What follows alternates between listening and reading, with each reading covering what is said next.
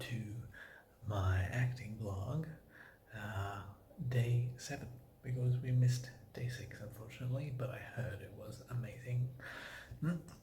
So I'm going to exercise my quiet voice because my baby is being settled in the other room, and we do not want to wake the sleeping dragon, baby dragon. So anyway, it was a really great session. We obviously didn't actually get out on the floor much. We went more of a theory lesson, and we learnt something I'd like to coin as fernalysis.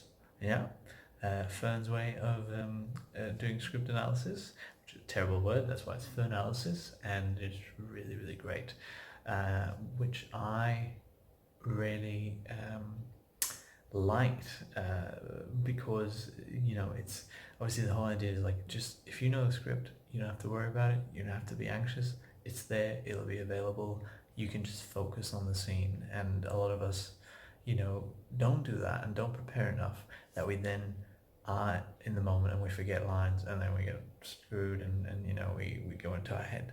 And so if you have it just so down pat, then that's just one factor that falls away. So why not do yourself that favor? That, I think, is for me a takeaway. And normally I'm fairly okay with scripts, but just looking at the finalysis technique was, I thought it was very good. Like the reading it 10 times and then plus, and then 5 times aloud, and it's doing it also the different ways that you're you speaking it out, it goes into your ear, and it's not just written down, and it's actually out in the world. And just, I really like the bit of like, saying it fast, saying it slow, trying it different ways of saying it. Is obviously, again, the Guskin exercises, and that really is like, continues to like just work for me. Like that, I think so far this has been my takeaway for this class, has this whole session series has been, Guskin, and just how much you can benefit from it. And interesting on that, I'd done some accent training with James Hagen, and James is very, he kind of like gets you to, he'll record it in an accent, let's say American accent, and then he gets you to write it down, because in his opinion, the only way you really learn it is by writing it down. So for me, that's another thing I'd add to my Tristanalysis would be, also writing the text out, because then it just gets more. So you're reading it, you're speaking it out loud, you're writing it as well, and that was actually something that Jess said as well. Yeah, so I like that. So anyway, James does that, but I found that when I was learning it, whilst I did learn them well, and they actually do get engraved, the monologues, I learned his intonation. I remember that, and I was going through it, I was like, it's just like, I'm saying it obviously because I'm doing accent training, but it's like, yeah, it bothers me a lot. And it's exactly the way that he's said it. Doing the Guskin exercises, I actually went back and I redid it, and tried it in different intonations and things, like, yeah, it bothers me a lot. Yeah, it bothers me a lot. Yeah, it bothers me a lot. And then you're playing with it, and what it does, something like clicks in, and you then also then kind of like feel, oh, that makes me, like, that feels different. And leading into something I wrote down was, by doing it different ways, how does that feel, and what feelings does it bring up by saying it in a different way? Like, does that make you angry? Does that make you sad, saying it that way? Quick, fast, different intonations. And that again is another bit that I like, is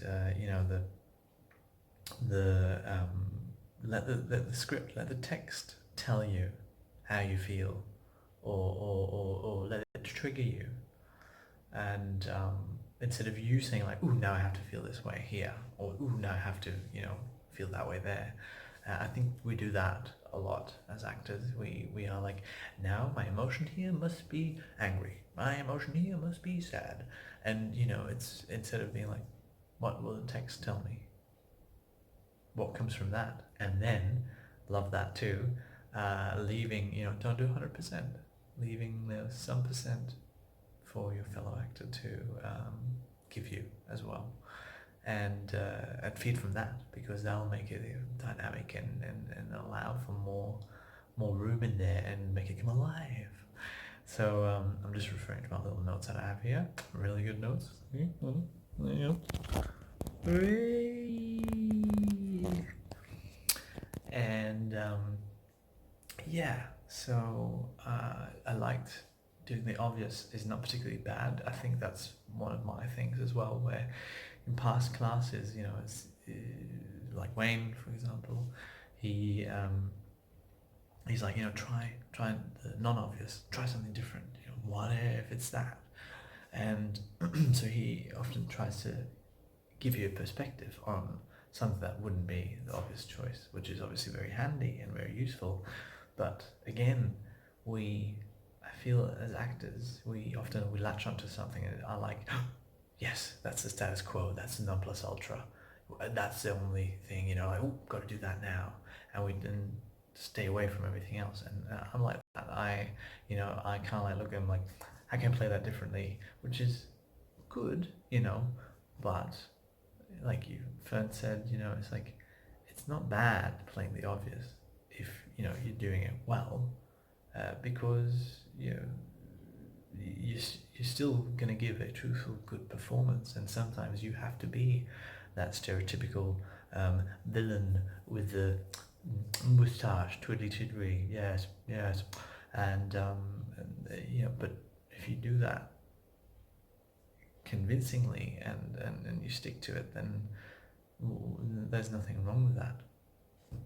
And so it is like, have your want, but your intent can always change. Try different intent. Want, sure, stick to that, but then like in auditions, go in with different wants. So that for me is as well. We then I'm just gonna go back to my notes.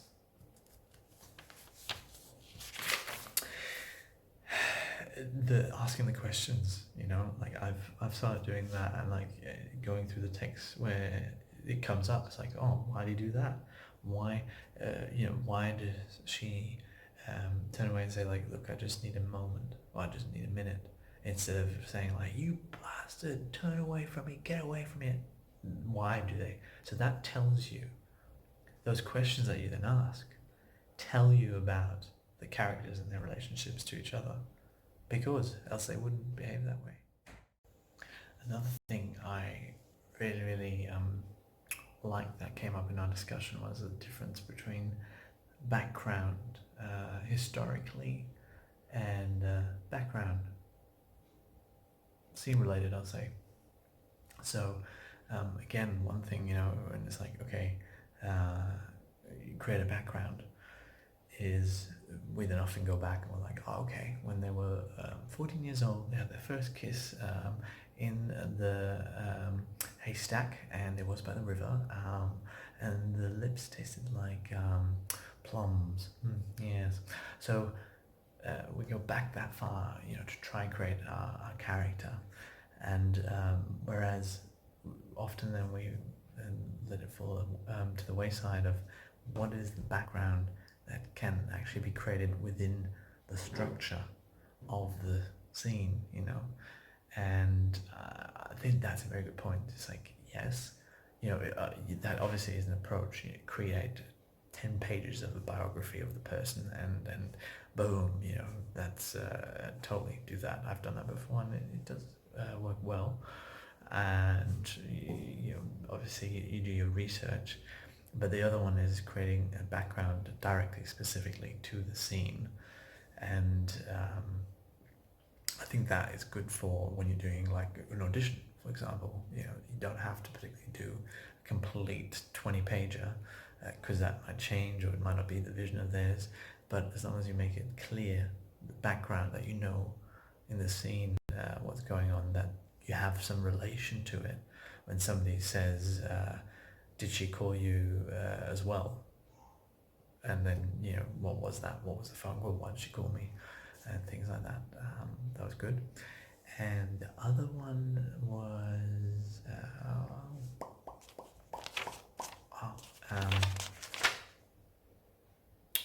the in the dialogue, spouting it. And on that note, I think it'd be actually a really good exercise if we did the scenes, and I think we've done it before, but actually really drill it a bit in a dialogue scene. So one person just goes,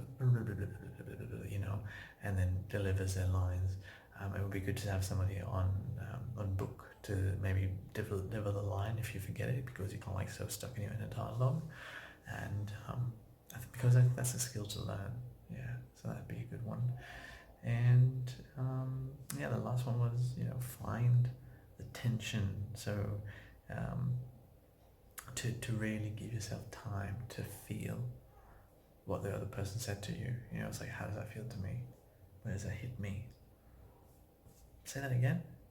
And so we did the exercise, and it was really cool to try out different things. Like the first time, angry, by just saying it differently. So like fast pace, push through, no pauses. The anger built up in me. I felt angry, I felt frustrated. Whereas then my scene partner felt more like I was like an angry child banging on a window, so it didn't really feel as if they wanted to get away in that scene. And then the second one was more with pauses and focusing on inner dialogue, and not looking away. Focus on the person, no looking away. And I actually felt going more sad, and as if the gaps filled in, and the person said they felt more empathetic towards me, and then that opened up the discussion. It's like, okay, how do they then find the justification to then want to get out, which was really, really good. And it might be unexpected, but then you have to kind of well, I don't like how I'm feeling, I want to hug you, but I can't hug you, so I need air. And that was a really good example. And then the third one was ridiculing, taunting, smiling, and not hiding the smile. And that actually then got an effect of got to get out of here, and that worked in that scene. So it's just a good example of there's so many ways that you can play something, and why deprive yourself and stick to one. And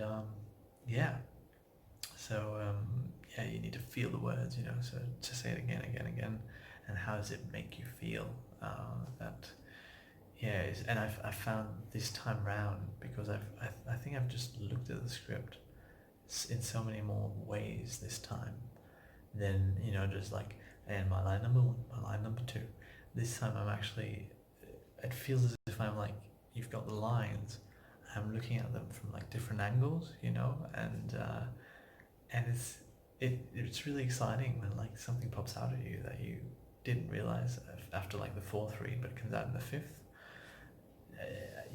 I'm really learning to appreciate that, and it's not boring. It's there's just so much in text, and it's beautiful.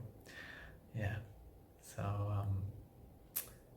I'm very much looking forward to my next project, which, on that note, loved it. I was gonna say, I've previously deprived community theatre and doing theatre. I'm like, no, I'm a short film person, but why take that away from you? Don't worry about the performance itself and the gratification, the actual process, the rehearsal process. That's when you can play. That is your acting class. That is when you have your other people you can do scenes with, or director even, who gives you the vision. How amazing is that? And I have been guilty of doing that, of holding myself back and being oh no, I'm just gonna do my short films because it works better for me, and which isn't wrong, but disregarding the potential. And I love then when Fern, obviously, you said, that's what you're thinking of doing, and moving towards that. We actually do our own little shows, and I think that's a fantastic idea, and that's what we need, because you become a serial corpse goer. So very excited for that. Very excited. Love ya.